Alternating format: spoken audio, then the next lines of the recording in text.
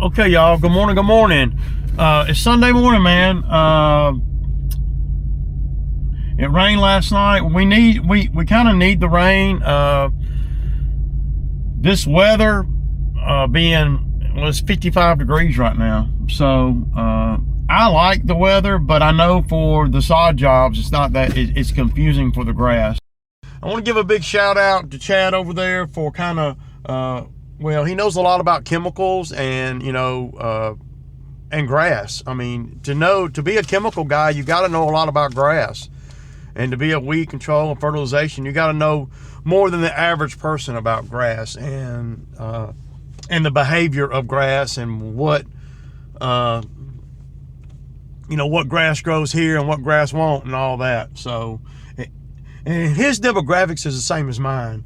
I'm sure that he has some centipede yards that he does, but he probably does a lot of most of his yards are probably Bermuda, if I had to guess.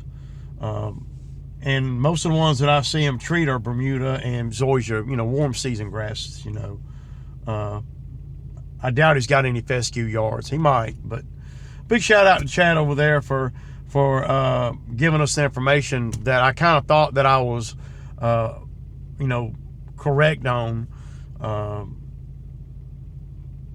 But these customers, they're still, she texted me this morning, should we water the grass? I said, I don't know what else to say.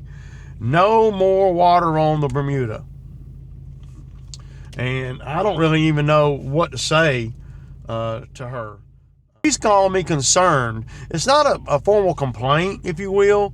It's just letting me know. And everything that she's letting me know, I let her know before we ever even did the sod. So there's so many things that you can do to sod after it takes, but it's got to take first. And what we'll probably do next year, because the plan for them is probably going to be to go on down to the street with it. They just didn't want to commit to that this year because, there was more of a time thing than a money thing, I believe. So just getting everything down and growing that's a big part of it. So yeah. We don't need no more water. The bad thing about the smaller job is there's not great runoff. So they really need to stop watering. Yeah. So I appreciate all the comments on the video yesterday about the customer over there. I'm not sure exactly what I'm going to do. I don't want to lose her, but I don't mind if I do. I know that sounds backwards, but it's gonna have to be easier for me. In the beginning, I was doing it for what I was charging. My brother-in-law lived over there in the house across the street, not the one that we do now, but next door to that one.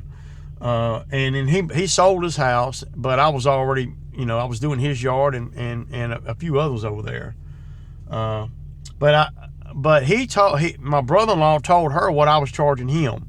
And so I kind of had to do hers at the same number, close to it, in the very beginning. And keep in mind, I've had guys come in the comments saying, well, you should be communicating with her and telling her this every 2 weeks and all that. No, man, I've been doing the property for over 10 years. What's there to communicate about? If I spend too much communication with her, then I got to go up on the number because she's sucking my time. I'm just trying to, at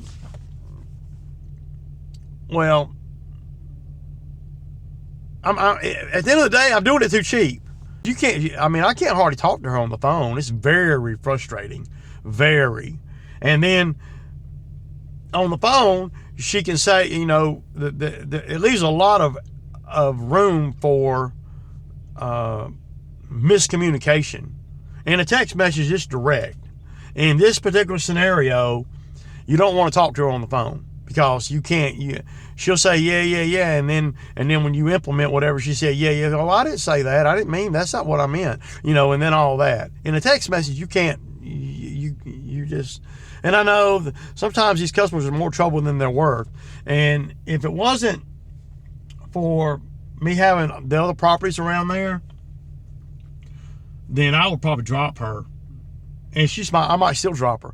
Okay, so I want to give a big shout out, man, to Irvin over there at Irvin's Lawn Services. You know, he did a video, I guess it was yesterday, you know, about all the flim flam and all the stuff that that the youngster up in Kentucky is spewing.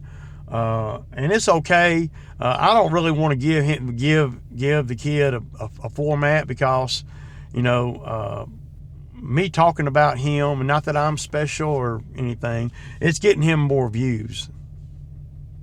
So, you know, calling people out and all that is, well, it makes me feel good, but I also know that it makes their channel grow. So, and, you know, obviously I don't do YouTube for money. You know, I've been doing it for 4 or 5 years and I got 3,000 subscribers. So, it's not like I'm, you know, some, big YouTube influencer or nothing. I mean, but you know, the video he did is spot on. It's really just, I'm always, I don't know, there's really not a whole lot more I can say about that. My thinking is, and it always will be, learn the job before you start giving direction. You know, learn the job before you start coaching. I mean, when you don't even know the job and you're coaching that, you know, or you don't even do this for a living and you're coaching from, you know, especially the guys that ain't even in business that want to be a coach, you know, it's almost funny to me. But you're always going to have guys that go to videos that throw their pom-poms up on guys like that, just because, well, they know it rubs other people the wrong way. Some people like to be, you know, the ass in the room, right? And, you know, I don't particularly relish in that role. I can be, but I don't, you know, it's not, I'm not a big naysayer and all that, like, you know, some of these guys are. But you'll notice that the guys that do the most controversial or hardcore comments are the ones that are not even in business. So, or the ones that, well, they're not in business usually, because if they were, they wouldn't have all that, because all that don't matter, and they would know that. So you're gonna have an asshole wherever you go, and that's just the way it is. But it doesn't stop me. It doesn't deter me from doing what I do. It doesn't take $1 out of my pocket, and it doesn't affect how I do things. They said back in August when Toby quit on me that I was going to go out of business. I made more this winter than I ever have before. So don't listen to all the hype of guys that got you convinced that they know what they're talking about. Because most of the time, if they're not out here in the game, then they don't know what they're talking about. They can speculate and they can guess, but they have no idea really. They've never had to buy a mower. They've never had to deal with a customer like I'm dealing with now. And they never had to worry about trailers, trailer tires, axles, trucks, and none of that. They never had to buy anything. They never had to sacrifice nothing. If you ain't never sacrificed nothing, don't come to me trying to straighten me out. Let me know when you have sacrificed something. Not where Daddy done gave you everything. Nothing wrong with that, but don't act like you some hardcore dude when Daddy done gave you everything. And Daddy ain't gave me shit. So, you know, my daddy never was around, so I don't have daddy issues. You know, I've never been dependent on daddy, not ever. From when I was a little boy all the way to a grown man, my daddy never been around. So,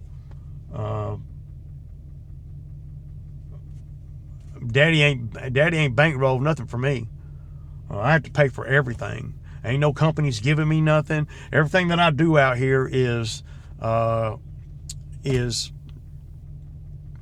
it's showing you, the real life trials and tribulations. And if you don't believe me, just look back in the videos, and there's context to what I'm saying. It's not right or wrong. It's just the way that I've had to do things in order to get here today. And I know that I don't do everything just right, but I'm steady that way. You can believe that. And I might not have the YouTube subscribers that I need to be an influencer, but that really is not, it's not that important to me. It's not any more important to me to be a big influencer than it is for me to be a big business. Because whenever you're talking about a big YouTube influencer or a bigger business, you're talking about headache that go along with that. And everybody always seems to get caught up on, the big YouTubers and this and the big YouTubers that. And I find myself getting caught up on that. But it takes a certain mentality to be a big YouTuber too. It takes work. And I'm sure it takes a lot of sacrifice. A lot of time of the unknown. Well, Ray, don't take nothing, man. These guys just throw a video up and they get, 50,000 views on it. Yeah, but it probably wasn't always like that. They probably had a lot of videos where they didn't get that kind of views, and they were steady putting content out, and then finally they got traction, but they didn't know that going in.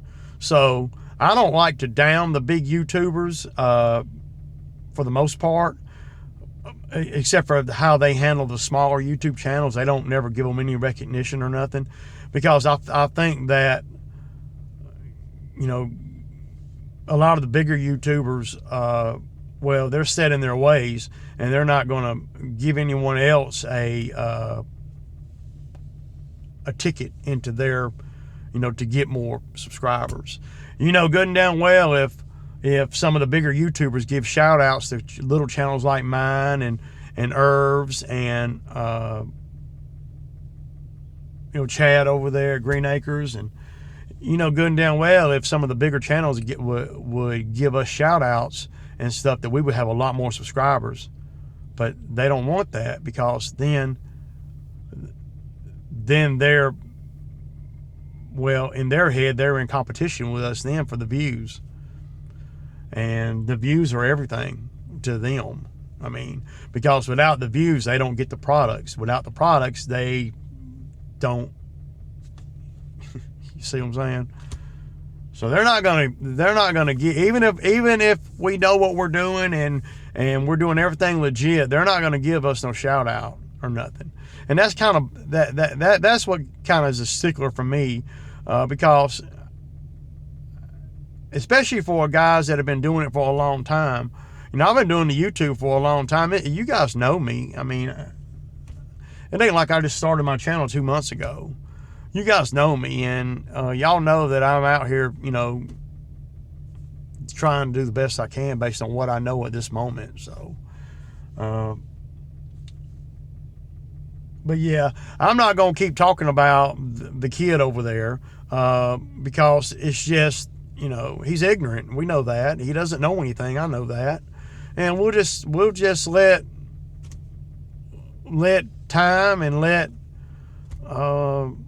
the process that he knows nothing about, we'll just let it take place, and see what happens. He might embrace all the damn hiccups and conquer them and be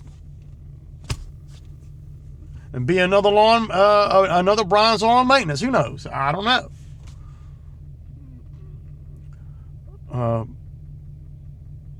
But it's hard to give instruction out and teachings out when you don't have any experience. And doing the lawn maintenance and stuff, it's all about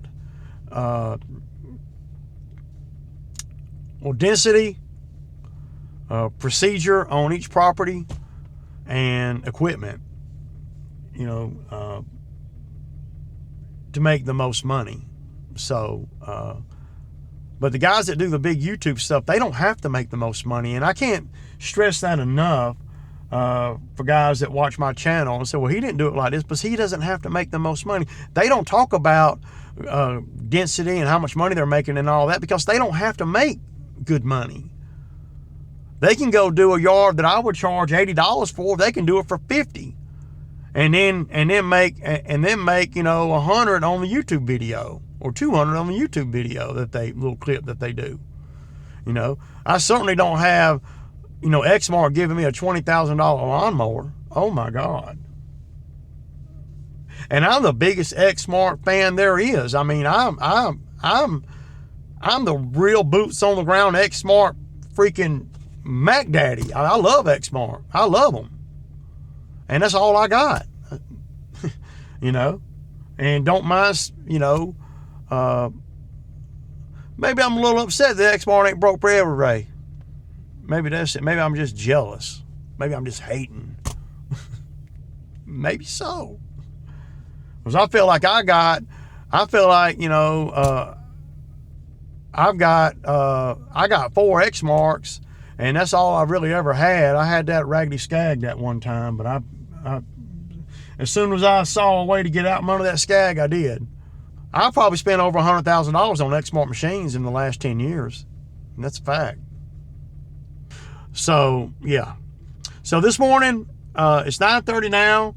It's 55 degrees. It's really wet. I'm not going to be working today, but I am going to be working. I'm going to be in the building, working on on a few things. I want to install that choke on one of my weed eaters.